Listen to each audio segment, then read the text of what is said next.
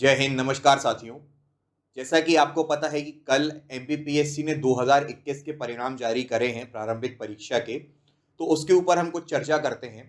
साथ में ही देखते हैं कि किस तरह से ये रिजल्ट बना है और इसके बाद में 2019, 2020, 2021 और 2022 सभी के जो एग्जाम के लिए एस्पिरेंट्स हैं उनकी क्या स्ट्रैटेजी होनी चाहिए। आप देख रहे हैं कि कल ही जो रिजल्ट आया है उसके कारण बहुत से लोग जो हैं वो काफ़ी दुखी हैं, क्योंकि कट ऑफ एकदम अनएक्सपेक्टेड आया है। जिस तरह से अभी हम देख रहे थे कि जो एक्सपेक्ट किया जा रहा था कि मान रहे थे सीट कम है, मान रहे थे कि आपका जो रिजल्ट आना है वो थोड़ा सा ज़्यादा कट ऑफ हो सकता है क्योंकि पेपर जो है वो कंपैरेटिवली इजी आया था। पर यहाँ पर जो भी कट ऑफ गया है वो काफ़ी अनएक्सपेक्टेड गया है क्योंकि काफ़ी हाई है कट ऑफ। और एक चीज़ और थोड़ा सा सोचने लायक है कि यहाँ पर जो कट ऑफ दिया गया है उसमें गर्ल्स और बॉयज़ दोनों का कट ऑफ जो है वो सेम दिया गया है। तो लोगों को ये भी डाउट हो रहा है कि ऐसा कैसे हो सकता है। अगर हम देखते हैं यहाँ पर सबसे पहले 2021 के प्रीलिम्स में हम देखें तो टोटल 290 सीट है। अब 290 सीट में अगर आप देखेंगे तो ये सीट किस तरह से बांटी गई हैं उस पर हम पहले चर्चा करते हैं।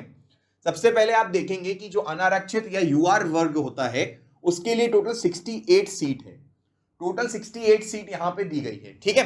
फिर इसके बाद में एससी के लिए जो है टोटल 34 सीट्स थी, एसटी के लिए 67 और ओबीसी के लिए 91। ये सीट्स क्यों बता रहा हूं मैं, यहां पर आप देखेंगे ये जो 91 सीट है ओबीसी की, यहां पर आपको ये जो सीट दी गई थी वो 27% रिजर्वेशन से दी गई थी। मतलब अगर ओबीसी को 27% रिजर्वेशन दिया जाता तो उनके हिसाब से 290 में से 91 सीट्स जो है वो ओबीसी को मिलनी चाहिए थी, ठीक है। अब यहां पर हमने देखा कि अगर 27% होता तो इस तरीके से होता। पर अब बात यहां पे ये आ रही है कि जैसा कि हमने देखा कि अब क्या कर दिया है इन्होंने, प्रोविजनल वाला काम चालू कर दिया है, ठीक है, कि एक 87% पे रिजल्ट बनाएंगे, एक 13% अलग पे बनेगा। अगर आप देखें यहां पर तो सबसे पहले जो हम देख रहे हैं 91 सीट है, तो 91 सीट जो हो गई है वो आपकी किससे है, 27% पे है, ठीक। अगर हम बात करें कि ओबीसी को अगर 14% ही देते, हम 14% ही देते तो 97 की जगह पे उनको 47 सीट्स मिलती, ठीक है। इसका मतलब अगर यहां पर 14% रिजर्वेशन होता तो 91 की जगह पे कितनी सीट होनी चाहिए थी, 47 सीट होनी चाहिए थी।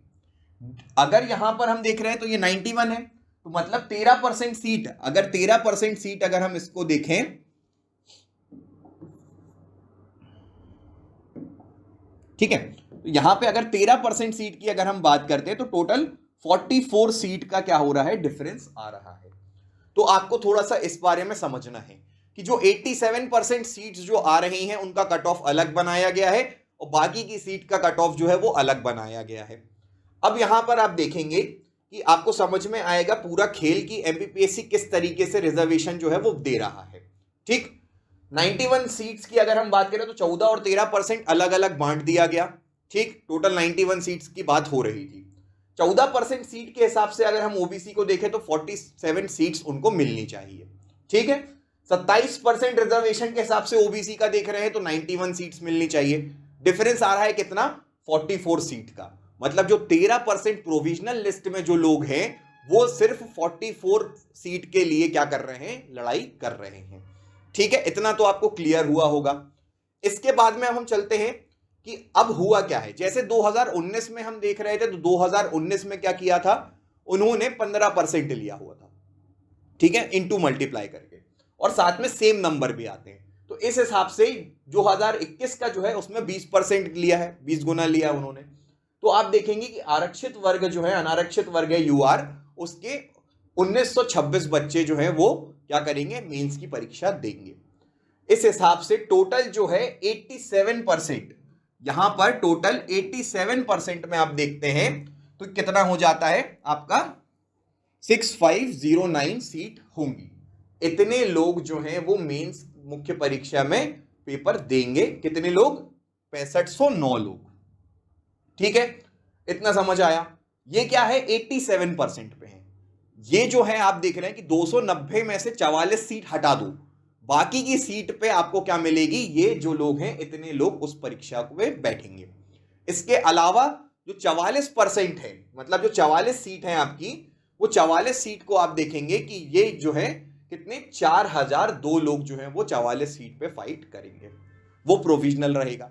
अब जैसा कि एमपीपीएससी ने क्या बताया है कि आपका जो है जो मेन लिस्ट में लोग हैं उनके पेपर भी होंगे, उनका इंटरव्यू भी होगा, उनको पोस्टिंग भी मिल जाएगी।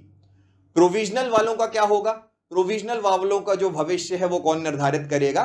माननीय हाई कोर्ट या सुप्रीम कोर्ट, जहां पे भी जा रहे हैं ये केस लेके, वो इसका निर्धारित करेंगे इनका पूरा भविष्य। अब आप देखते हैं कि जो बच्चा यहां पर प्रोविजनल लिस्ट से रैंक 1 भी ले आएगा तो भी उसका भविष्य जो है वो कोर्ट का एक फैसला निर्धारित करेगा। जो 44% सीट है वो आपको या तो ओबीसी को मिल जाएगी, मतलब जो 44 सीटें हैं या तो ओबीसी के पल्ले में चली जाएंगी अगर उनको 27% रिजर्वेशन दे दिया जाता है, या फिर क्या हो जाएगा वो अनारक्षित वर्ग में चली जाएगी। अब इसके पहले जब हमने रिजल्ट वगैरह बताया था तब बहुत से लोगों का ये क्वेश्चन था कि सर एससी का क्या होगा, एसटी का क्या होगा, उनका तो कुछ बताया ही नहीं गया है। ठीक है, इसके पहले जब रिजल्ट आया था तब हमने बात करी थी कि अनारक्षित वर्ग की तो हो गई है और साथ में ओबीसी को प्रोविजनल में डाल दिया, एससी और एसटी के बच्चों का क्या होगा, ये आपके मन में क्वेश्चन था। तो इसको भी दूर कर देते हैं कि अनारक्षित वर्ग जो है, अनारक्षित वर्ग में क्या होगा, आपके ओबीसी के भी बच्चे होंगे, एससी के भी बच्चे होंगे, एसटी के भी होंगे और जनरल के भी होंगे, सब रहते हैं। ठीक है, अब ये आरक्षित और अनारक्षित वर्ग क्या कहलाता है, एक बार आप उसको थोड़ा सा ये भी समझिए। आप पहले अगर हम बात करते हैं तो जो आपकी यूआर कैटेगरी होती है, यूआर कैटेगरी में सभी लोग आते हैं, मतलब आपके जनरल के भी आएंगे, एससी के भी आएंगे, एसटी के भी आएंगे, ओबीसी के भी आएंगे। ठीक है, अब आप यहां पे समझिए कि एक पार्ट हो गया यूआर का और एक पार्ट हो गया किसका, ओबीसी का। आपको यहां पे 44 सीट्स जो हैं और यहां पे भी 44 सीट हैं। ठीक है, अब यहां पर आप समझिए कि अगर रिजर्वेशन ओबीसी को नहीं मिलता, अगर ओबीसी को रिजर्वेशन नहीं मिलता तो मतलब ये जो सीट है वो किस पे चली जाएंगी, अनारक्षित वर्ग यानी यूआर पे चली जाएंगी। अब इस सीट में जो भी बच्चे मेरिट में आ रहे होंगे, चाहे वो एससी के हों, चाहे एसटी के हों, चाहे जनरल के हों, चाहे ओबीसी के हों, उन सभी को क्या मिल जाएगी, यहां पर इस सीट पे मिल जाएगा। अगर ओबीसी पे चला जाता तो ये 44 सीट्स जो हैं सिर्फ और सिर्फ ओबीसी के कैंडिडेट्स को मिलेगी। ये इसका मतलब है। इसको और अच्छे से समझते हैं। इसको और अच्छे से कैसे समझ सकते हैं कि मान लीजिए ये एग्जाम की लिस्ट है। ठीक है, ये एग्जाम की लिस्ट है, यहां पे सबके मार्क्स दिए गए हैं। ठीक है, ये सबके मार्क्स जो हैं लिखे गए हैं। ये सबसे ज्यादा नंबर का स्टूडेंट था, फिर उससे कम, फिर उससे कम, ऐसे आपके सबसे ऊपर ज्यादा नंबर और फिर कम नंबर में ऐसी लिस्ट बनी होगी। इसमें जनरल के भी होंगे, इसमें एससी के भी होंगे, इसमें एसटी के भी होंगे, इसमें ओबीसी के भी होंगे। ठीक, हम मान लेते हैं कि ये 44 सीट की लिस्ट है, 44 सीटों के लिए ये लिस्ट बनाई जा रही है।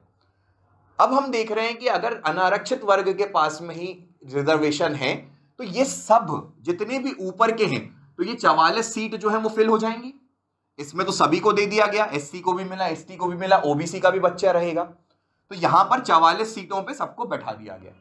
पर अगर ओबीसी का बच्चा होता, सिर्फ ओबीसी के स्टूडेंट को ही रिजर्वेशन मिल रहा होता तो क्या होता, ये जो 44 सीट हैं इसमें से ये जनरल हटा दिया जाता, एससी हटा दिया जाता, एसटी हटा दिया जाता, ओबीसी के ये जो स्टूडेंट है, सपोज ओबीसी के ये थे, फिर ये थे, फिर ये थे, इस लिस्ट के बाद में भी जो कम नंबर के ओबीसी के बच्चे थे, बाकी के जो स्टूडेंट थे ओबीसी के, उनको भी क्या किया जाएगा, इस पे फुलफिल किया जाएगा। तो यहां पर आपको सिर्फ इतनी बात समझनी है कि एक पूरी लिस्ट बनती है जिसमें आपके नंबर्स लिखे गए होंगे। ठीक है, 44 सीट्स को भरना है, तो यहां पर अगर रिजर्वेशन जो है वो अनारक्षित वर्ग को मिलेगा तो ऊपर से लेके नीचे तक जितनी भी 44 सीट बढ़ रही थी उन सबको भर दिया जाएगा आराम से। पर अगर ओबीसी पे जाएगा तो ऊपर का भले ही जनरल का स्टूडेंट, एससी का स्टूडेंट, एसटी का स्टूडेंट ज्यादा नंबर लाया है, उसको ना सीट मिलके बाकी के ओबीसी के जो बच्चे थे उन पे ही 44 सीट्स जो है वो भरी जाएंगी। ठीक है, तो इससे आपको कम से कम एक बेसिक आइडिया लग गया कि ये 13% और 87% का खेल है क्या। ठीक, अब आगे बढ़ते हैं हम अपनी दूसरी चर्चा पे कि जैसा कि हमने देखा कि अब यहां पे बात आ रही है कि हमें चर्चा करनी है किस पे, 2019, 2020, 21 और 22 की रणनीति पे। आप पहले अगर कट ऑफ देख लें तो कल से आपने सभी ने कट ऑफ देख लिया होगा कि हम देख रहे हैं कि यहाँ पे यूआर जो है उसका कट ऑफ गया है 77 मार्क्स, फीमेल और मेल का कट ऑफ सेम चला गया। ठीक है, कोई नहीं बता सकता कि किस तरीके से हो रहा है ये, ठीक है, कि सेम कट ऑफ कैसे जा सकता है। बहुत से कल से मैसेज आ रहे हैं, कॉल आ रहे हैं क्या कि वुमेन रिजर्वेशन हट गया है क्या? ऐसा कुछ नहीं है, शायद वुमेन जो है वो इक्वालिटी की तरफ ज्यादा जा रहे हैं। ठीक है, एमपीपीएससी जो है वो एकदम से नंबर वाइज ही इक्वालिटी देने लग गया, ऐसा हो सकता है। ठीक है, अब क्या है इसका रीजन ये नहीं पता हमें। ठीक है, कोई बता नहीं सकता ये चीज, क्योंकि लगभग अगर होता भी, अगर हम देखते हैं कि हाँ ठीक है, मान लेते हैं कि गर्ल्स का और बॉयज का कट ऑफ सेम गया, तो वो अभी तक देखा गया कि एक दो कैटेगरी में सेम गया है। ठीक है, कि मान लेते हैं ओबीसी में दोनों का कट ऑफ सेम चला गया, क्योंकि सीट में डिफरेंस होता है, कंपटीशन में डिफरेंस होता है। ठीक है, उस कैटेगरी में उन गर्ल्स का कंपटीशन ज्यादा था तो नंबर हाई जाते ही हैं। कभी कभी ये भी देखा जाता है कि वुमेन का कट ऑफ जो है वो मेल्स के कट ऑफ से ज्यादा चला जाता है। पर यहाँ पे हर कैटेगरी का एक सेम कट ऑफ थोड़ा सा हमारे अंदर कंफ्यूजन पैदा करता है। ठीक है, फिर आप देखते हैं कि ये कट ऑफ वगैरह पे हम बात नहीं करेंगे, ये तो सब आप देख चुके हैं। हम बात करते हैं कि अब करना क्या है। तो जैसा कि आप थंबनेल में देख रहे होंगे कि आपको निराश नहीं होना है। ठीक है, क्योंकि और कोई ऑप्शन नहीं है। अगर आप निराश होंगे तो आपकी ही क्या होगी, एफिशिएंसी कम होगी, और एफिशिएंसी कम करोगे तो मतलब क्या निकलेगा, आप खुद ही समझ सकते हो कि अब हम यहाँ पे आ गए हैं, हम आ चुके हैं अक्टूबर के 20 तारीख पे। ठीक है, अक्टूबर की 20 तारीख चल रही है ये। तो अगर आपको देखा जाए तो जनवरी के आपको पहले हफ्ते, दूसरे हफ्ते में बोला गया है। ठीक है, तो लगभग 80 दिन जो है वो बाकी है, 80 दिन बाकी है। ठीक है, रीमेंस हो रहा है आपका।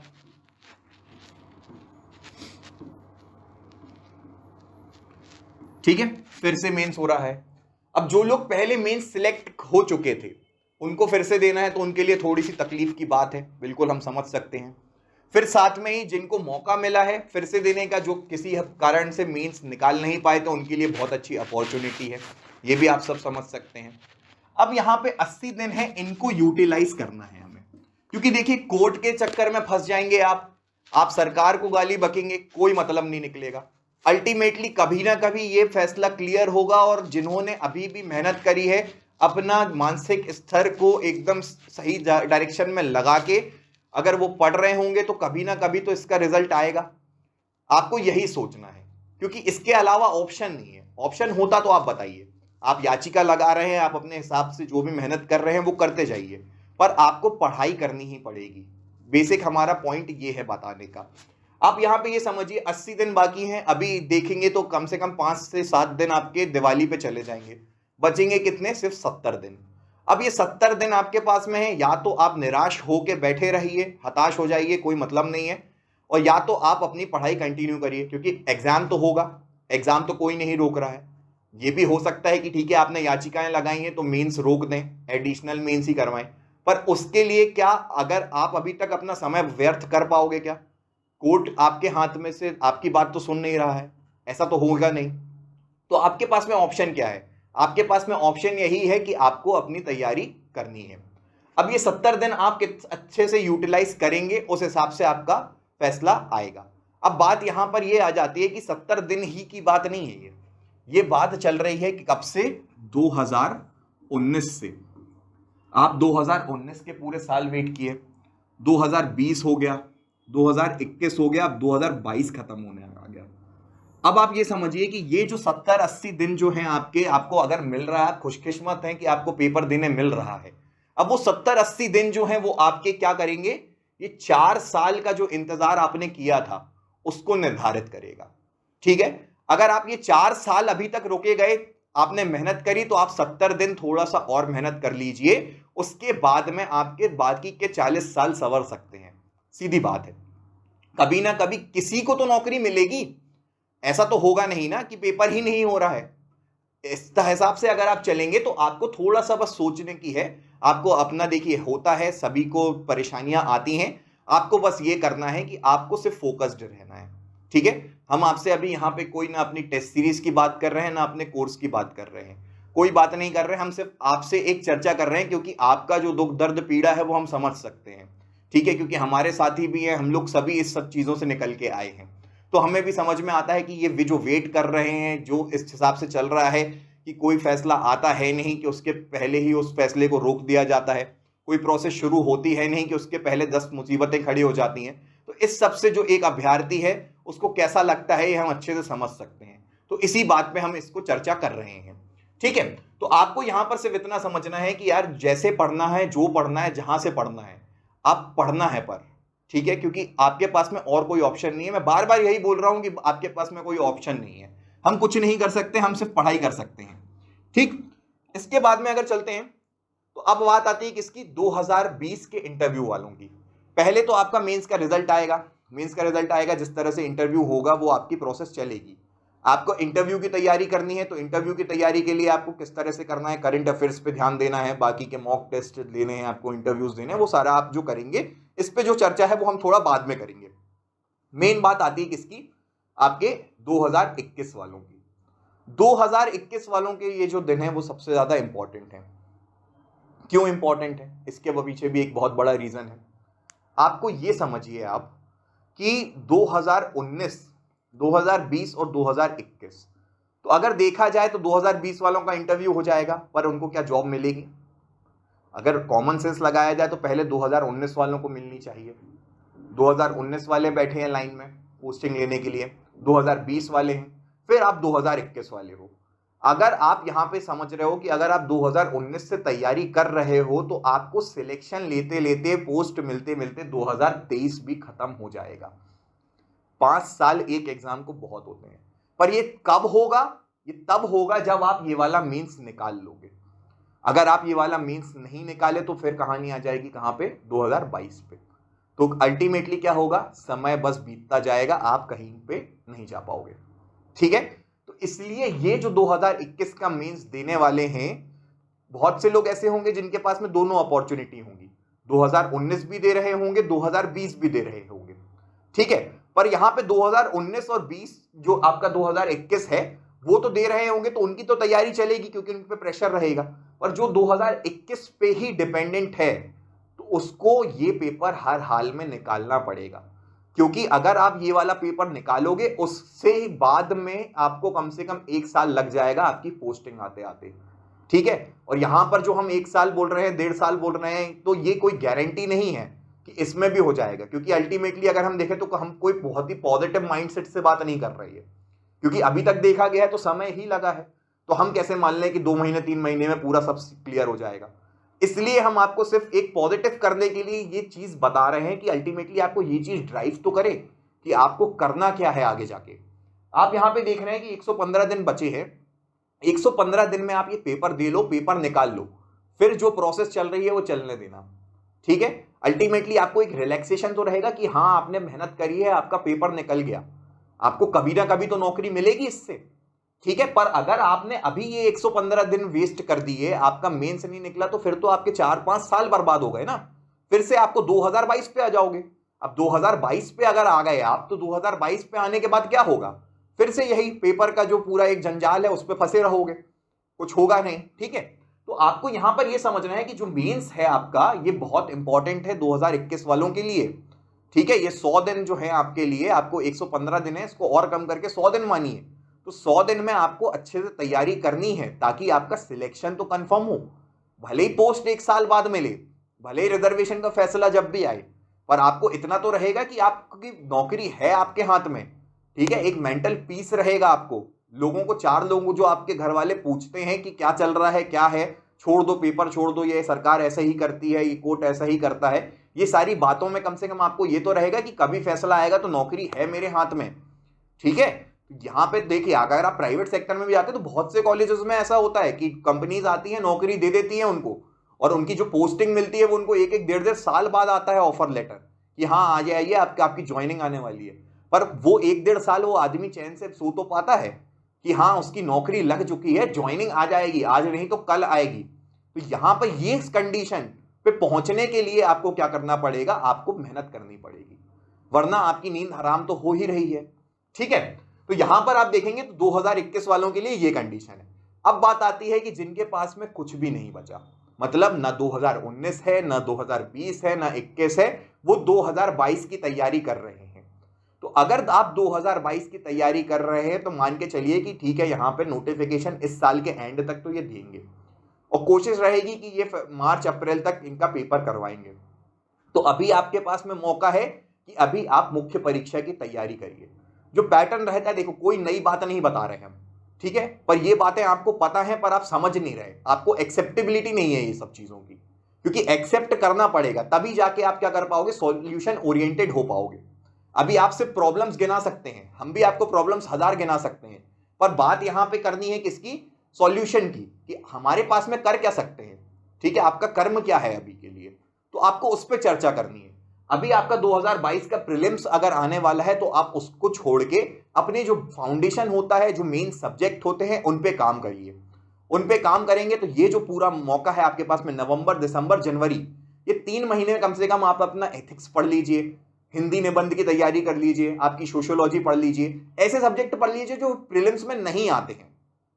साफ बात है, ठीक है, हर कोई इतना अवेयर हो गया कि पेपर निकालना कैसे है, पर उस प्रोसेस में बैठना वो मुश्किल होता है।